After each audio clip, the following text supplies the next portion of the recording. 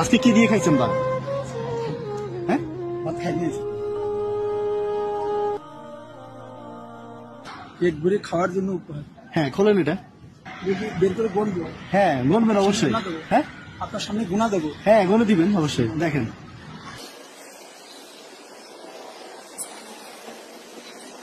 ৬,০০০। এটা কিসের জন্য? ওখানে লেখাই আছে।